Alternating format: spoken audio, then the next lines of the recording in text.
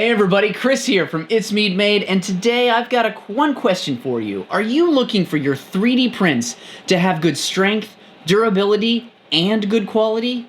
Then you found the right video, because we're going to be talking about the wall thickness settings in Cura 5. So let's not waste any more time, and let's get into this video. So your wall thicknesses is a really important setting when you're dealing with your 3D prints. Because like I said, it affects your strength, durability, and most importantly, your quality. Because when you're adjusting your wall thickness, and say you make it too thin, you might make your 3D print a little too brittle. Or you might lose that resolution of that model because it can't print the detail. So the wall thicknesses are super important. So in this video, I'm going to be talking about 6 things when it pertains to your wall thickness. First, what is it? Second, why it even matters. Third, how to adjust it. Fourth, the speed and the impact on that speed. Then the last 2, I am going to be talking about common issues that people have with their wall thickness, and then tips to be able to find your optimum wall thickness for your 3D prints. So I'm going to have this video chaptered out for you, so you can skip to those sections that you really want to know. But after all of that, I'm going to be going into some more advanced techniques and settings in the wall thicknesses that's going to make your 3D prints just beautiful. So what is wall thickness? Wall thickness essentially is just how thick your outer walls of your 3D print are. So you can have a thin outer walls, or you can have thick outer walls. And this ties into the next point. Why does it even matter? So first, let's talk about structural integrity. And that means, how strong is this thing and how well is it going to hold up? That is one of the biggest things when it comes to your wall thickness. So basically, if you have a really thick wall thickness, it's going to be a lot more stronger and it'll hold up easier. But on the other side of that, if you have a very thin wall thickness, it could be more prone to breaking or warping at that point. So let's go into accuracy, the accuracy of your 3D prints. And that means by how close is it to that 3D model that I'm actually printing? And if your walls are too thin, you could lose some of that accuracy and it won't be able to have a good resolution that it's printing. But on the other side of that, if your walls are too thick, you could have some blobs and zits and over extrusion and see some of those layer lines a lot easier. So you gotta find a good balance of not too thin, not too thick. And that's really up to you, and we'll get into that later.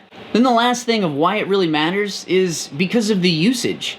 So if you're trying to save filament, I mean to save money, because if you are having super thick walls all the time, you're using more filament and you're just wasting it, which means money down the drain, and you're going to be going through that filament a whole lot faster than you want to. And trust me, you don't want to have that conversation with your significant other of hey, I need to go get more filament this weekend, even though last weekend you just bought more filament. You don't want to have the conversation, trust me. Alright, so let's just jump into Cura, and I'm going to show you how we can adjust these settings to change your wall thickness. Alright, so I have this 3D model that I created in Tinkercad to kind of help us visually see what our wall thickness is. So if we go up here to the top right, we can drop down our settings. And if you don't see everything I have, what you can do is click this hamburger icon and go down here and click all. And that way you can actually get every single setting Cura has to offer. So now we're just going to click on our wall setting right here, and the menu options will just drop down for us. Now, we're going to be focusing right here on these first 2, the wall thickness and wall line count. So for those of you that want to get an exact dimension of I need this wall to be this thick, you need to be changing your wall thickness. So our line width is already set to a 0.4 millimeter line width, which means if I want a 0.8 millimeter wall thickness, it's going to generate 2 walls side by side and attach them together to be able to get that thickness. Now, if I didn't want to put in the actual number here and give an exact measurement of my thickness, now if I decide to turn this to 5, what it's going to do is go off of my line width thickness, and since it's at a 0.4, this would be 0.4 millimeters times 5. And at any time you just don't know what you've changed, you can actually look here, and this will actually reset it to the exact settings that is in the profile that you're using. So now that you know how to change this, I went ahead and printed these 6 times, and each one has a different wall count to show you how much thicker they can get and also show you the strength. So now I'm actually going to give you the squeeze test. So what I'm going to do is actually squeeze this as hard as I can and see if I can break it. Now, this is 1 line count. And you can see there, yeah, I can definitely squeeze this. It didn't break, but I can easily get the ends to touch. So let's move up to a 2 line count for the walls. So here's 2. And that's about as hard as I can squeeze, but you can see, yeah, I can definitely squeeze it. So 2 is still pretty weak. Alright, so here's 3 walls, and let's squeeze this one. Right there. That's about as hard as I can squeeze, and you can see it is definitely flexing. Alright, so let's try a line count of 4 walls. And yeah, you can just barely see that I get a little bit of flex, but this is a lot harder. Now here's 5 walls. I mean, you could barely see. Alright, we're gonna go 2 hands. Yeah, with 2 hands I can get a little bit of a flex to it. Alright, let's see what we can do with 6 walls. I love you, wife. And as you can see, I am not getting it to budge in any way. So you can imagine with 6 walls, it's going to be pretty strong. And also realize this does not have any infill. This is just a hollow object with just walls. So if you put infill in these, they are going to get even stronger. So just keep that in mind. Alright, real quick, I just wanted to say thank you. Thank you to all of these amazing people supporting me on Patreon this month. If you want to be like these awesome people, you'll get exclusive access to my private Discord servers where we talk about everything. 3D printing, painting 3D prints, and even sharing our fails. But it's a great community. You can also get access to all of my behind-the-scenes content where I show you what I'm working on, and you can even have the opportunity to vote on the videos that I make. This video right here was what was voted on for this month. They want some more Cura tutorials, and guess what? Here they are. If you're interested, I'll leave a link below. Other than that, let's get back to the video. So let's take a minute and talk about the impact of speed on your 3D prints. Now, if you only have 1 wall line count, like this one, it only has to print 1 wall every single layer. And if you have, say, 6, it has to print 6 walls before it can move up to the next layer. So, yeah, more walls is more time. So you've got to actually justify that of like, okay, I need this thing to be really strong, or do I need this really fast? It's a balance. So somewhere in the middle could be pretty good. So 2 hours, 3 hours. How about 2.5 hours? And we can go with 3 line wall counts. So let's talk about some common issues related to your wall thickness. So first, you might get gaps between your walls because you might not have your wall thickness actually thick enough. So that's one major thing that can happen. If you see them separating, yeah, you need to change your wall thickness and make it a little thicker. But on the other side of that, you might have your wall thickness a little too thick, and that can actually result in a couple things. First, your finish. Your finish could actually look pretty rough. Like, it's not as smooth as it could be, and the reason for that is making a thicker wall, it could be pushing out more material than the model actually needs. Sometimes you can get a little bit of layer shifting, just because they're not properly aligned each layer because of the thickness of your actual print, or it's too thin and it can't align itself very well. So if you're seeing a little shifting in your prints, maybe it is your wall thickness. But one thing about that, if I'm getting layer shifting, I'm first going to be checking my 3D printer and making sure that those belts are properly tightened, because that's usually the number one thing when it comes to layer shifting. But if they're tight, it might be a setting. And sometimes when your walls are just too thick, you're going to see a lot more visible layer lines in it, and also you could get some bad adhesion from one layer to another, which could have them split apart. But that one can also be from too thin, because if you're only doing like 1 or 2 layers for your wall count, it could start splitting apart if it doesn't actually bond to the previous layer good enough. So one of the most tricky things about this is finding the right thickness for that 3D print that you're doing. And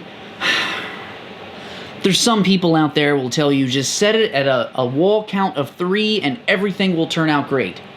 Wrong. I'm sorry. I don't agree with that, because there's certain factors that change everything. I'm sorry. Didn't mean to yell. I just get very passionate, and I don't like it when people just tell you this is the setting that you should do and everything's going to work out. I'm like, every printer's different and every model's different. So here's some tips and tricks to help you find that optimal wall thickness for you. So the first one, consider the size of your model, because larger models could require a thicker wall thickness to be able to give that strength and stability while printing. One of the things that kind of gets overlooked sometimes and causes people some failures with their 3D prints is they're not looking at the material they're printing, because some materials require a certain thickness for successful prints. So if you're not following the guidelines of that specific filament, you could actually get some failed prints, and that's not good. So check out and do some investigation of what the recommended wall thickness is for those filaments. Honestly, one of my biggest tips isn't a popular one, and that's do test prints. Test your printer. Do a bunch of tests and see what works best for a specific model. You don't have to print the whole thing. Maybe just slice a little chunk of it and print that, so you can see what those details are looking like. A lot of people don't like to do tests. I obviously do. And that's why people are always asking, how do you get such clean, smooth prints? I do tests. I'm always testing different things to see, I'm like, is this going to work better, or is this going to work better? Usually it's a night and day difference. If it's not, I just leave it how I've been doing it. Another important thing that's sometimes overlooked, because you're just going in and looking at that one setting, is how does that one setting affect everything else? So your line wall width, the wall thickness, that can actually be affected by your layer height. It could be affected by your speed of how fast you're printing, and also your infill. Those are just a couple things. So you really got to be cognizant, and you got to balance everything. So if you want a really strong print, maybe printing 6 layers is not the way to go, but maybe printing 3 layers and having a denser infill, then I've got a pretty strong print. A thick wall isn't always the answer. Balance. Think about that. Speaking of balance, you also got to think, when you're 3D printing something, if I'm printing this little thing, do I care more about the quality and speed of that 3D print, or do I care about the durability and strength of that 3D print? Because it's one or the other, really, unless you're like halfway in between, but then you've got just a little bit of a thickness on your walls, and you've slowed down your print time a little bit. Like, it's one of those things. Usually people either want it fast or they want it strong. Think about that. So with all of these factors in play when it comes to your wall thickness, if you really just start testing it out and seeing, you'll be able to find the best wall thickness for you. So we've talked about our wall thickness, and you understand that now, and how it affects different things, and how it makes it stronger, weaker, all of that stuff. Now, let's dive a little deeper. There are some really cool little settings in here that can kind of make me a liar from what I previously just said. So, let's jump into Cura. Alright, so for this, we've got a layer count of 2. But you know what? I'm going to set this to a 3. So I'm going to go ahead and slice this so we can see it. So I've got this sliced, and once we go down here, we can actually see that we've got 3 walls. 1, 2, 3. And you see the outer wall is actually showing red, and that is our shell, but it's still a wall. Now, one of the biggest things is if you're actually looking for precision of your 3D prints, if you're engineering something and the tolerance needs to be perfect, this is a setting that you want to change. Right here at wall ordering, inside to out, and then there's outside to in. So you might be wondering what that even means. Essentially, when we're starting to print a wall, okay? So we're starting our first layer of our wall. It has a choice when there are multiple wall thicknesses. So if you have more than one, let's say your wall line count is 2. You have your outermost shell and your inner wall. Now when it's 3D printing, it has a choice. Do I print the inner wall first or the outer wall first? Now if you're looking for precision, you print your outer wall first. Plain and simple. You have a lot more precise measurements when you're doing outer wall first. But there is a caveat to that. You have a greater chance of getting failures on your 3D prints. And I'm not talking failed prints. I'm saying failures on your 3D prints. Because doing that reduces the angle of your overhangs. So how far you can actually go before you need supports. And as well as you can get a little bit of oozing and dripping of those actual lines, specifically on overhangs. A perfect example, if you've ever printed a bust and that chin is coming out really far, yeah, you're gonna get a little bit of globby and it's gonna look kind of bad, and then it's gonna correct itself and then keep going and look great. All of these Spider-Mans that I printed for my last video, the chins look terrible because of that overhang. I should have put a support on it, but I didn't want to. And for those, I printed outer layer first because I wanted it clean. Now you're probably thinking, why would I even print the inner layers first? And this is the thing about that. You have less failures, less, nasty spots. And for me personally, that's what I choose by default because I don't care if it's dimensionally accurate. I'm printing a 3D model of a superhero or something. I just want it to look good. I don't care. So if it's not exactly at 20 millimeters wide, fine. I don't care. The paint isn't going to care either. I can get cleaner prints with less failures on them by printing my inner walls first. So that's really where it's at. Do you want less failures or do you want more precision? And some of these failures are, can be fixed with using supports. But don't let me scare you when I'm saying failures on your 3D prints. We're talking like little areas that just might have a little imperfections on it. Once again, like I keep saying, test it. See which one works better for you. The next little feature in Cura that I absolutely love, and if you don't have this checked, you need to check it. So let's go into Cura and I'll show you. Alright, so there's this right here. Optimize wall printing order. Now, you want to make sure that this little box has a nice little check mark in it. Now, what this does is this actually optimizes the order that it 3D prints your walls. So it's not always your inner walls first or your outer walls first. It'll determine which one it should do on the layers. So it just optimizes it, and it's fantastic. It also reduces your print time because it reduces the amount of retractions and travels. So if there's a lot of little things really close together, it'll hop to each one of those instead of doing this, then coming over here and doing this, and then going over there on your bed and doing that. It'll keep everything close, so it's almost printing the entire time. So there's less travel time. And it reduces the amount of visual seams, which is awesome, especially on those really smooth prints. But we'll get into that one in a second. But There's a catch. This is actually generating a lot more complex G code, and it will increase the amount of render time, or the amount of time to actually slice your file. So just keep that in mind. But for me, I would rather save an hour or two of 3D printing and sit there for 10 minutes while it's slicing. I don't know about you. Now, like I was telling you, if you want a strong print, not like a really flimsy print, you gotta have a thicker wall count. Now, there is a little catch here. You can actually have, say, a 2 or maybe a 3-layer wall count and still have your prints really strong because of this setting.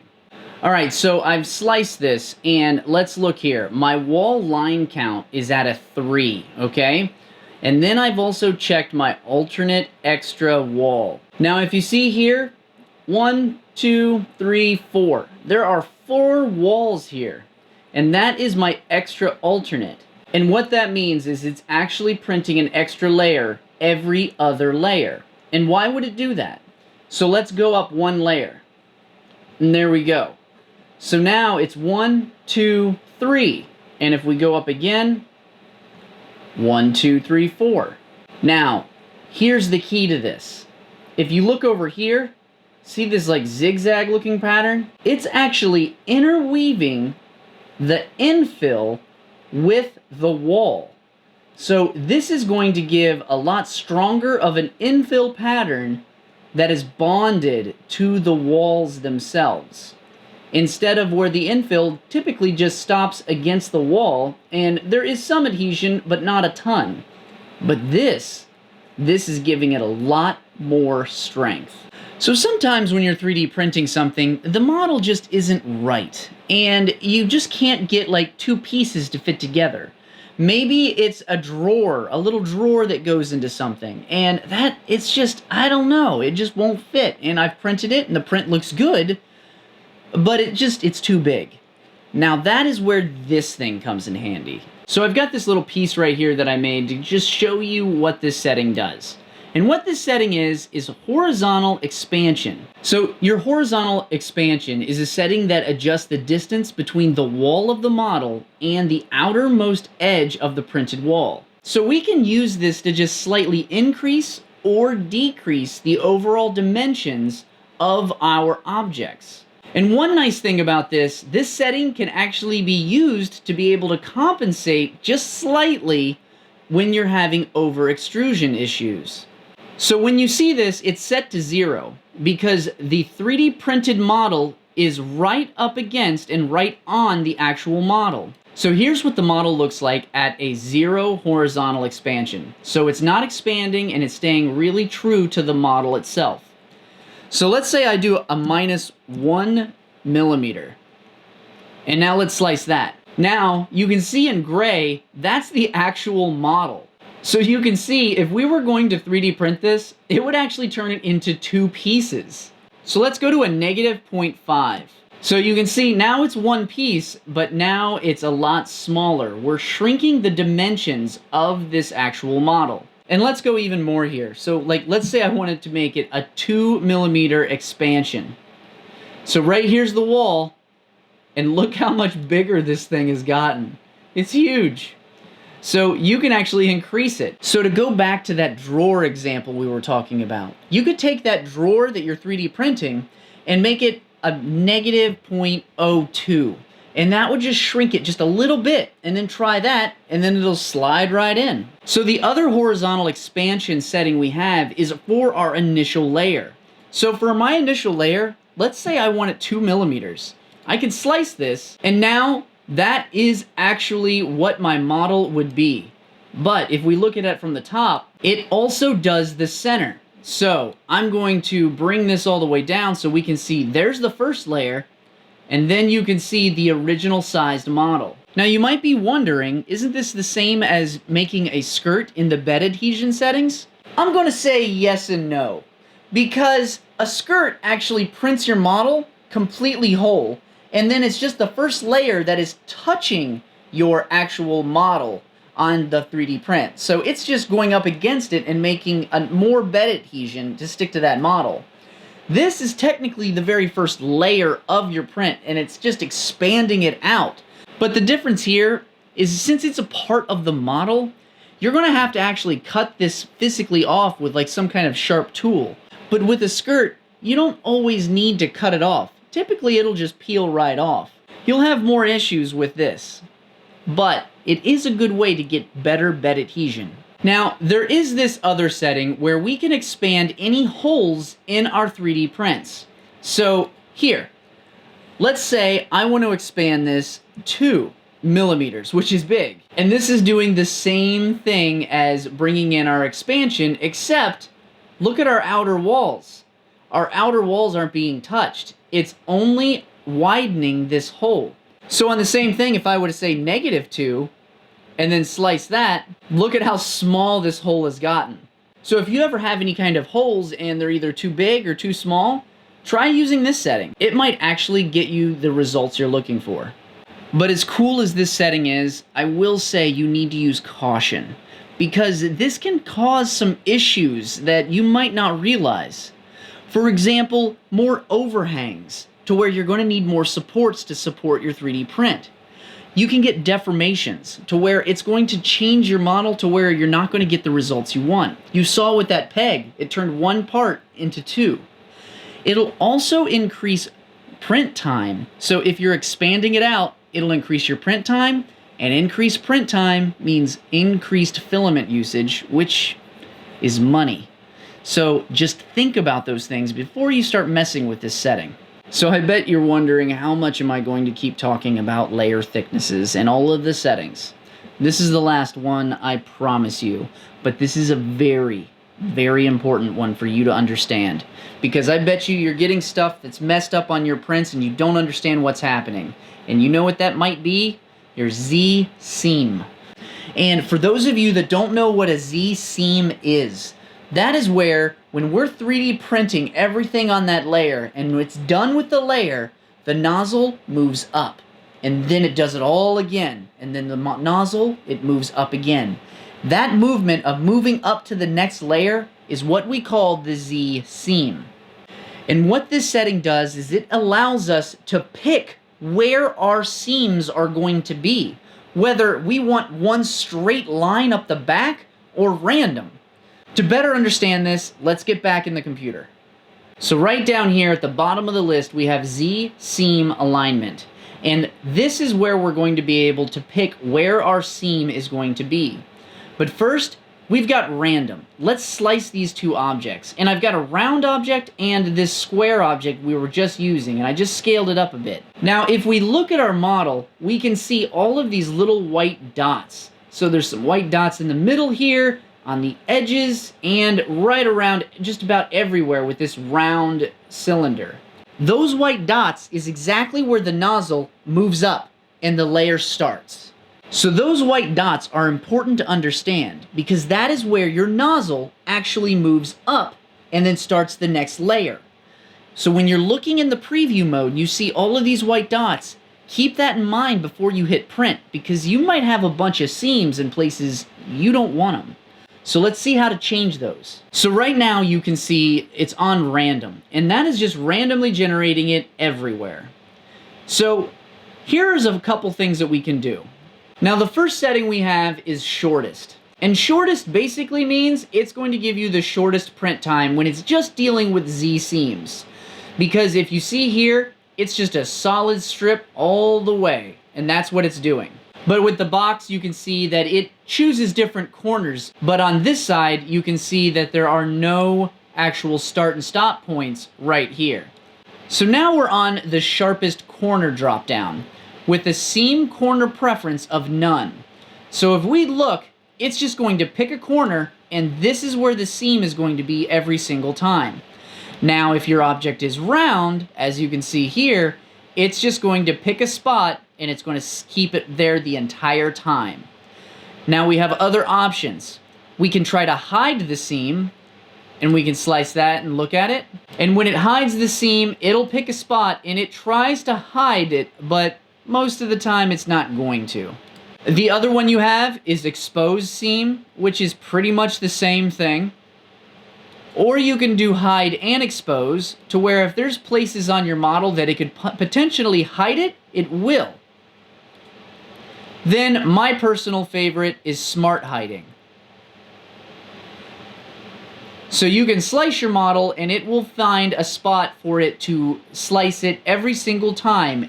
But for these types of models, these are pretty standard and easy. Let me bring you in the Spider-Man model so you can see how this will actually look on something that's not just a block and a circle. So now we have this Spider-Man bust, and I'm using smart hiding. And what it does is it actually chooses layers to where it's either at the top edge of the actual print or in certain corners and things like that, to where it'll hide it the best it can. Because you can see here, at the top of this is where this actually tapers off. So when this tapers off into the model, this is where it chooses to put the seam of that specific layer. Now, if we go back to user specified, now this one is great if you just want something in the very back, just a straight line and not have to deal with anything else. So when we switch to user specified, that's where we just point, okay, I just want the seam straight down right there. And that's all it does, and we can choose those locations. So for this, I would probably be using a user specified seam because I want it just in the back. Because when you paint or print a bust like this, how many times do you have it displayed like that? Yeah. So I want to be able to have this in the back middle, like straight up the back, and that's where I'm going to have the seam. That way I don't have to worry about it.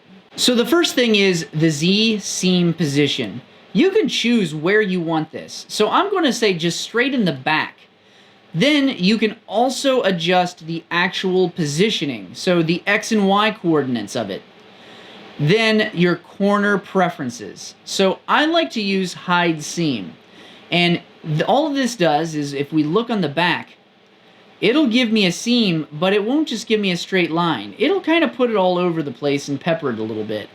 And the way it's doing it right here, you can see that it's using this edge almost the whole way up here, so my back in this nice smooth area stays smooth, for the most part. And you can also use smart hiding. And I typically use smart hiding because it's really nice and it puts it in a good spot. So when you saw that I was doing hide seam, there was still a few points here that it was making it. But now it's all along this one edge until it gets up here, and then it kind of randomizes it so I'm not going to have a super hard edge. Now if you're printing something utility and you really don't care about this, let me give you a more perspective of why you should care about this. Let's say that you're printing something and it needs to be strong in a certain area. You could be compromising the structural integrity of that because you don't want those jump points because those are weak points. So you might need to move your seam in a different spot of the model so in the areas you want it to be stronger, it will be stronger. So if you've enjoyed this video, I've got another video where I am actually going through every single setting that I look at when I'm setting up my 3D print files, because we're going through a lot of settings right now, but there's certain ones that I always have to keep an eye out on, and you can see all of the things that I think are important in this video. Thanks a lot for watching. I wish you a great day, and I'll see you right here in this video. Like, for this Get in a little close. Yeah, I like to jump around. That's right. I like to jump around. Almost.